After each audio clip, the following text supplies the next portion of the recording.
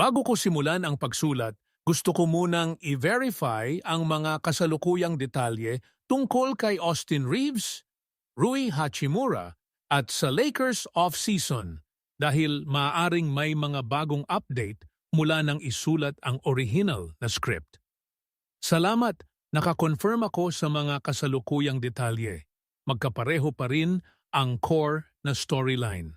Reeves na malapit nang mag-decline ng player option, ang 239 na max possibility, ang Brooklyn interest, ATBP. Kaya ligtas akong magsulat batay sa parehong premise ng orihinal habang ginagawa kong sariwa at orihinal ang bawat linya.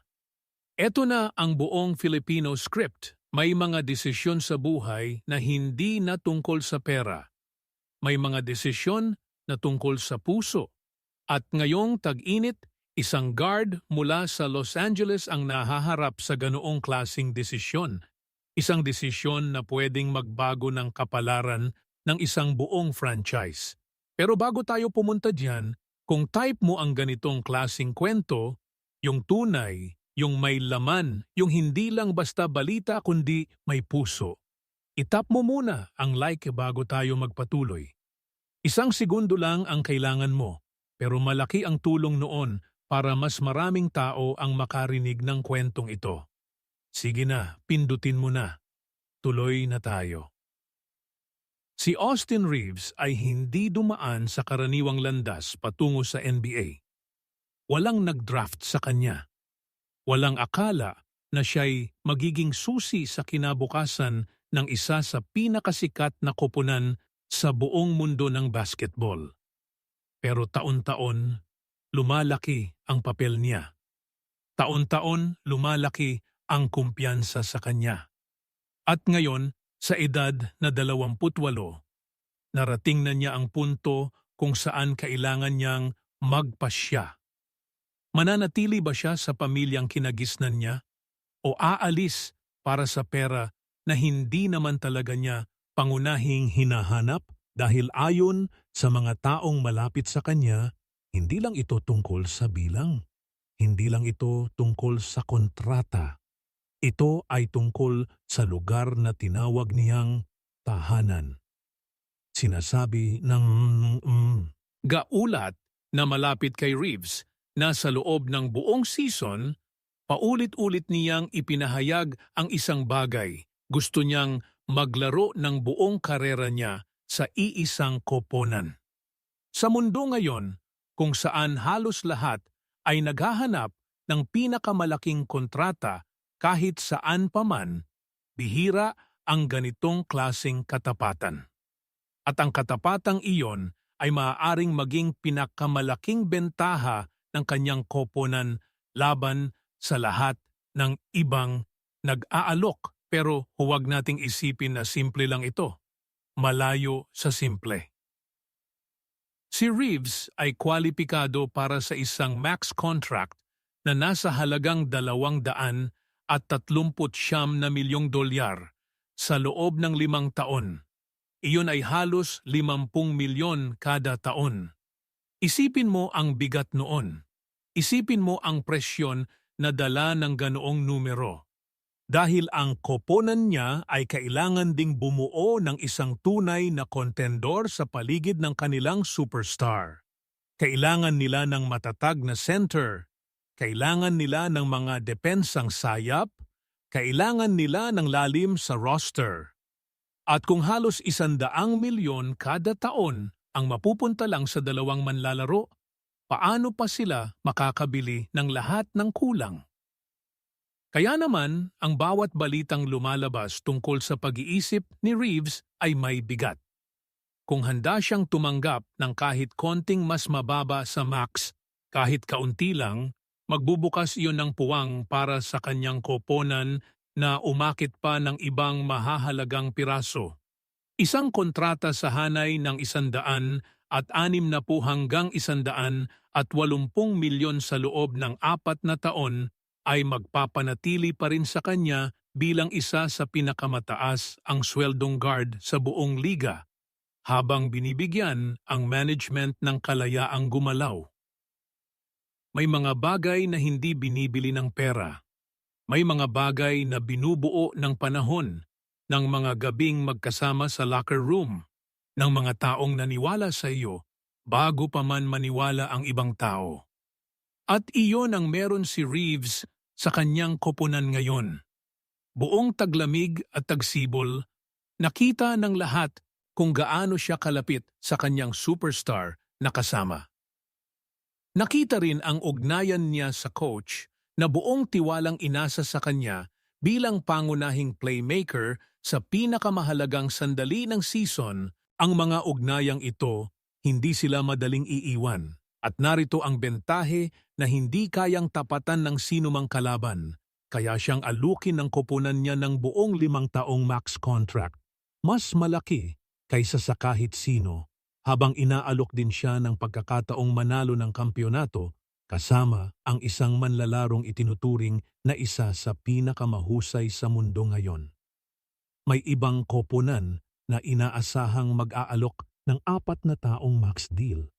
May iba pang mga koponan na seryosong interesado, pero hindi lahat ay binibili ng pera. May mga bagay na binibili ng pangarap. Gayunpaman, may panganib pa rin dito. Alam na alam ni Reeves kung magkano siya karapat-dapat ngayon sa merkado. Tiyak na susuriin ng kanyang mga kinatawan ang bawat pagkakataon bago siya gumawa ng huling desisyon. Hindi maaaring umasa lamang sa katapatan ang kanyang koponan. Kailangan nilang ipakita sa numero, sa salita, sa aksyon na sulit ang pananatili niya. Dahil ang ibinibigay ni Reeves sa court ay sapat na para bigyang katwiran ang bawat dolyar na pinag-uusapan. Sa buong nakaraang season, siya ang pinakamaasahang ikalawang playmaker. Kayang gumawa ng sarili niyang shot, kayang tumira mula sa malayo ng may husay at kayang magdepensa sa iba't ibang posisyon. Ang basketball IQ niya, ang kakayahan niyang gumawa ng tamang desisyon kahit sa ilalim ng presyon at ang kanyang determination, iyon ang naghihiwalay sa kanya mula sa karamihan ng mga guard sa kanyang liga. Iyon din ang dahilan kung bakit tinitingnan siya ng ibang mga koponan bilang isang sentro ng franchise, hindi lang basta karagdagan. Sinabi mismo ng kanyang coach kung gaano siya kahalaga sa sistemang binubuo nila. Ang estilo ng laro na gusto ng coach ay nangangailangan ng manlalarong marunong magbukas ng court, marunong magbasa ng laro at kayang gumanap ng malinaw kahit sa pinakamahirap na sandali. Lahat ng ito kaya ni Reeves. Kung mawawala siya, akailanganin ng kanyang koponan na muling itayo ang sistema mula sa simula at hindi madaling palitan ang isang taong gumagawa ng ganitong klaseng kontribusyon. Inaasahang magbubukas ang free agency, makaraan lamang ang draft ngayong Hunyo. At kapag bumukas na ito, kailangang kumilos agad ang koponan ni Reeves bago pa man makapag-alok ng iba pang franchise. Bawat araw na walang kasunduan ay isang araw na pwedeng gamitin ng ibang koponan para magtangkang akitin siya. Bilis at linaw ng mensahe, iyon ang magiging susi. Kung magagawa nila ito ng tama, mananatili si Reeves kung saan niya talaga gustong manatili. Sa tabi ng manlalarong pinaniniwalaan niyang kasama niya sa landas patungo sa kampeonato. Pero hindi lang dito nagtatapos ang kwento. Sa likod ng pinakamalaking pangalan, may isa pang manlalaro na tahimik na lumilitaw bilang isa sa pinakamalaking misteryo ng tag-araw na ito. Ngayon, bago tayo magpatuloy, kung nahihipo ka ng kwentong ito, pakishare na lang ito sa isang taong alam mong magmamahal din dito. Tulungan mo kaming abutin ang mas maraming puso. Salamat. Ngayon, balikan natin ang kwento. Mayroong isang forward na sa kasalukuyang season Ipinakita niya marahil ang pinakamahusay na bersyon ng kanyang sarili sa buong karera niya. At ngayong papalapit na ang free agency, mayroon siyang tunay na lakas. Ang totoo, may posibilidad, tunay na posibilidad na siya ay aalis sa koponang kinalakihan niya. Tinawag siya ng isang ulat bilang ang pinakamalaking hindi alam ng kanyang koponan papasok sa tag-araw na ito. At bagay na bagay ang katawagang iyon. 28 taong gulang, naranasan niya ang pinakamahusay na regular season ng kanyang buong karera, halos 15 puntos kada laro. Mahigit 51% ang tama sa field at 44% mula sa 3 puntos. At habang papalapit sa playoffs, lalo pa siyang lumakas. 12 puntos kada laro, 54% sa larangan at isang kamangha-manghang 56% mula sa malayo. At ginawa niya ang lahat ng ito habang nasa huling taon pa lang siya ng dating kontrata. Sumusuweldo lang ng halos 18 milyon. Sa madaling salita, pinatunayan niya ang kanyang halaga sa isang halaga na mas mababa pa sa kung ano ang ipapasara niya sa bukas na merkado. Marami sa loob ng liga ang naniniwala na siya ang pwedeng maging natitira, na ang landas niya patungo sa kontratang karapat-dapat sa kanya ay maaaring mangailangan munang makinig sa mga alok ng ibang koponan sa halip na maghintay lang sa sarili niyang franchise. Bakit nangyayari ito? Dahil simple lang ang problema. Abala na ang kanyang koponan sa malalaking obligasyon sa pananalapi. Mayroon ng nakapirming malaking kontrata ang kanilang superstar. Ang mga desisyon tungkol kay Reeves at sa iba pang malaking pangalan ay uubos ng malaking bahagi ng oras at puwang sa budget. At habang nalulutas ang mga iyon, posibleng nakatanggap na ng mga alok mula sa ibang koponan ang manlalarong ito. Mga alok na nasa antas ng max contract. Mayroon ding ulat na ang isa pang koponan ay seryosong interesado sa kanya, isang destinasyong tila bagay na bagay sa estilo ng kanyang laro. Ilang linggo na ang nakalipas, may mga ulat na ang manlalarong ito, kasama ang isa pang center, ay nasa unahan ng listahan ng prioridad ng kanyang koponan. Mukhang nagpapahiwatig iyon na lalabanan nila para mapanatili ang dalawa. Pero ang totoo sa mundo ng NBA off-season, mabilis nagbabago ang mga prioridad. Kung tumagal ang negosasyon kay Reeves at uubos ito ng mas maraming budget kaysa sa inaasahan, posibleng mahulog ang manlalarong ito sa labas ng budget, kahit na gaano pa siya kahalagahan sa organisasyon. At malinaw, malaki ang ibinibigay niya. Siya ay isang tunay na stretch four. Kayang tumira mula sa 3 ng may mataas na porsyento, kayang tumalon sa transition at kayang depensahan ang mas malalaki sa kanya. Ang kanyang shooting ay nagbubukas ng court para sa kanilang superstar sa pick and roll at isolation. At ipinakita ng kanyang playoff performance na kaya niyang humawak ng mas malaking papel kapag kailangan ng sandali. Para sa isang koponang nakabatay sa kakayahang lumikha ng kanilang superstar, ang isang forward na kayang tumira pareho mula sa catch at sa dribble ay napakahalaga. Pero ang hamon, tumaas ng malaki ang halaga niya sa merkado matapos ang season na ito. Hindi na siya hahanap ng katamtamang kontrata. Napansin ng buong liga ang kanyang playoff performance. At ang ganitong klasing numero, halos 57% mula sa 3 sa playoffs, ang uri ng numerong nagdudulot ng matinding kompetisyon sa free agency.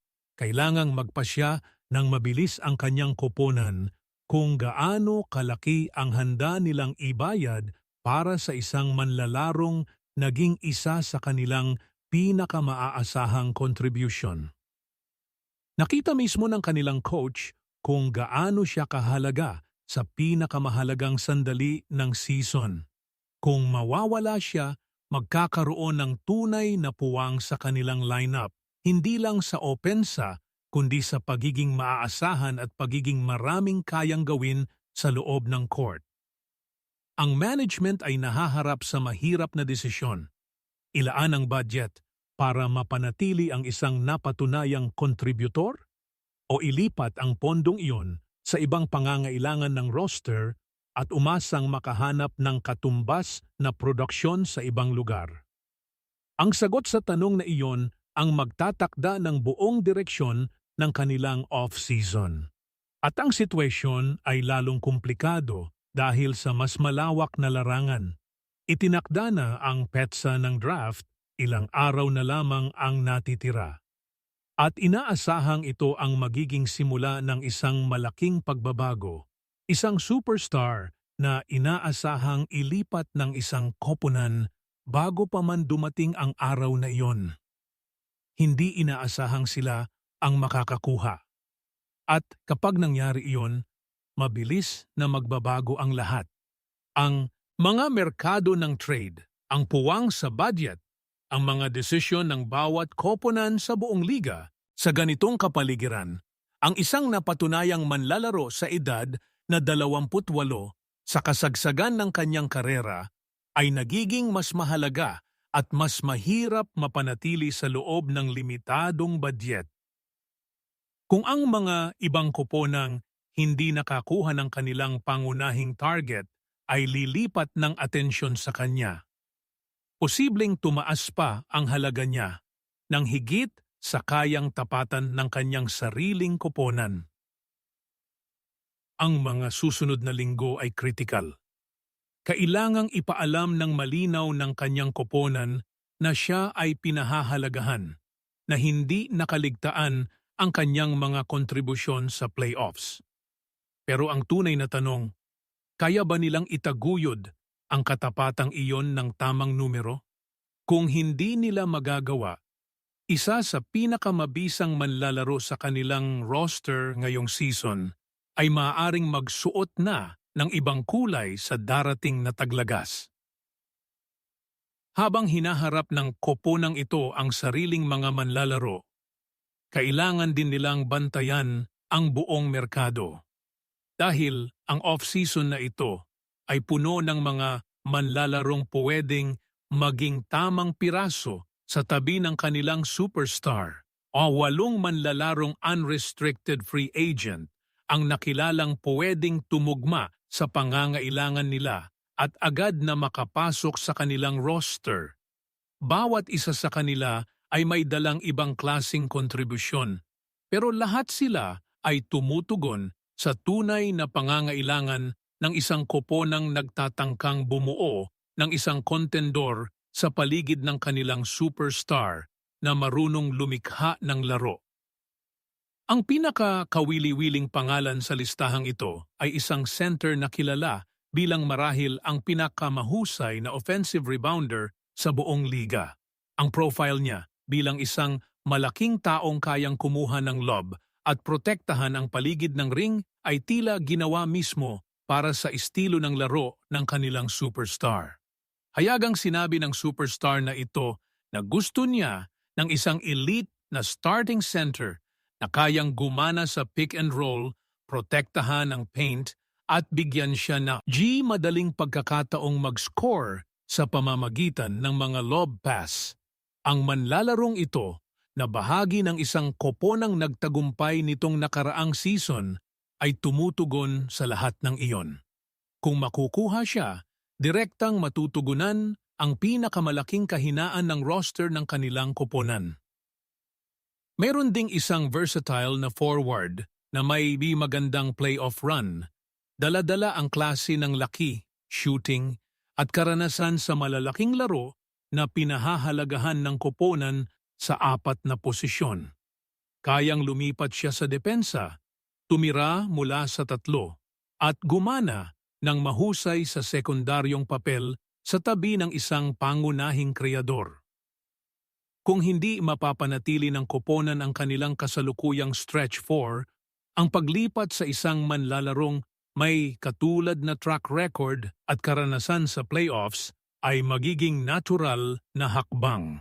May mga option din sa shooting guard at wing, mga napatunayang kontributor na kayang lumikha ng sariling shot habang gumaganang spot-up shooter sa isang sistemang binuo sa paligid ng kanilang superstar. Isa sa kanila ay nagpakita ng kakayahang manguna sa mga laro kapag binigyan ng pagkakataon. Ang isa naman ay nagpakita ng matatag na konsistensya sa nakaraang season at babagay bilang sekundaryong ball handler at floor spacer. May isa pang volume shooter na kayang lumikha ng sariling opensa mula sa perimeter. May mga depensibong espesyalista rin sa listahan. Isang wing na umunlad bilang isa sa mas mahusay na two-way na manlalaro sa liga. Kayang depensahan ang iba't ibang posisyon at tumira ng tatlo ng maaasahan. Isa pang catch-and-shoot specialist na contributor sa isang koponang nagtagumpay nitong nakaraang season na babagay sa isang sistemang palaging humihila ng help defense at nagbibigay ng bukas na oportunidad sa mga shooter. At isang depensibong isip na forward na may matatag na shooting numbers, dala ang karanasan at kakayahang gumanap sa iba't ibang posisyon. Pero ang hamon para sa koponang ito sa pagtugis ng kahit alin sa mga manlalarong ito ay tungkol sa pananalapi. Malaki ang obligasyon nila sa budget at kailangan munang malutas ang sitwasyon ng kanilang pangunahing guard bago talaga nila malaman kung gaano kalaki ang puwang na meron sila para sa mga karagdagang manlalaro mula sa labas. Kung pipirma ang kanilang guard sa o malapit sa max, magiging makitid ang landas patungo sa pagkuha ng malalaking pangalan mula sa labas. Pero kung pumayag siya sa kahit konting mas mababa sa max, magkakaroon ang management ng sapat na kalayaan para maging tunay na kompetitibo sa merkado para sa isa o dalawa pa sa mga pangalang ito. May isa pang sharpshooting guard, isa rin sa sariling free agent ng koponan na umano'y nagpahayag ng interes na gawing permanenteng tahanan ang koponang ito. Ang kakayahan niyang magbukas ng court at magbigay ng instant na opensa mula sa bench ay naging tuloy-tuloy na asset sa sistema ng kanilang coach. Ang pagpapanatili sa kanya sa tamang presyo ay makakatulong na malutas ang pangangailangan sa shooting nang hindi kailangang magbayad ng sobra sa bukas na merkado. Pero iyon ay isa lamang sa maraming desisyon na kailangang pamahalaan ng sabay-sabay ng management sa mga linggong magiging puno ng kaguluhan. Papasok ang koponang ito sa tag-araw na may malinaw na pagkakakilanlan. Isang opensa na nakasentro sa kanilang superstar na nangangailangan ng shooting, floor spacing at isang dominanteng center. At ang merkado ng free agency ay may tunay na mga opsyon para tugunan ang bawat isa sa mga pangangailangang iyon. Ang tanong na lang, meron ba silang sapat na pondo para samantalahin ang mga opsyong iyon? Nakadepende ito sa kalalabasan ng kanilang mga negosasyon sa loob. Pero ang talento, andyan ito sa merkado. Ngayon, nasa kamay na ng management kung paano dadalhin ang ilan sa mga ito pauwi. Ang draft ang magsisilbing simula ng buong tag-araw na ito. At pagkatapos noon, bibilis ng husto ang takbo ng mga pangyayari. Magkakaroon ng mga trade. Tatatag ang mga negotiation. At ang mga desisyon na pinaghahandaan na ng koponang ito buong tagsibol ay sa wakas ay magiging malinaw. Ang totoo, hindi pwedeng manatili lang sa lugar ang koponang ito. Ang kasalukuyang roster nila, kahit may superstar, ay hindi pa sapat para maabot ang pinakamataas na antas ng kampeonato. kailangan nila kahit minimum ng isang dekalidad na center at kahit isa pang maaasahang wing para tunay na ituring na contendor. Ang mga pangalang nabanggit natin ngayon ang pinakamalinaw na landas patungo doon. At habang papalapit ng papalapit ang free agency, ang kakayahan ng management na isagawa ang lahat ng ito ang siyang magpapasya sa hinaharap ng buong franchise. Kaya naman, narito tayo ngayon sa bingit ng isang tag-araw na maaring magbago ng lahat. Isang guard na pumipili sa pagitan ng pera at puso. Isang forward na maaaring tahimik na maglaho sa anino ng mas malalaking balita. Isang superstar na nakatayong nag-iisa, naghihintay kung sino ang mananatili sa tabi niya. At isang management na kailangang gumawa ng mga desisyong magtatakda ng susunod na kabanata ng buong kasaysayan ng koponang ito. Walang garantiya, walang sigurado. Ang tanging tiyak, ang bawat desisyon na gagawin sa mga susunod na linggo ay magdadala ng bigat na mararamdaman ng matagal-tagal pa. Kaya kung ito ang uri ng kwentong gusto mong sundan, ang mga taong lumalaban para sa kanilang pangarap, ang mga koponang naghahanap ng landas pabalik sa tuktok, ang mga desisyong tumatatak sa kasaysayan, mag-subscribe ka na, i-like ang video na ito at i-share sa kaibigang alam mong mahal din ang ganitong klaseng kwento. Dahil ang tunay na kwento ng tag-araw na ito, hindi pa ito tapos. Kakaumpisa pa lang. Salamat sa panonood at hanggang sa susunod nating kwento.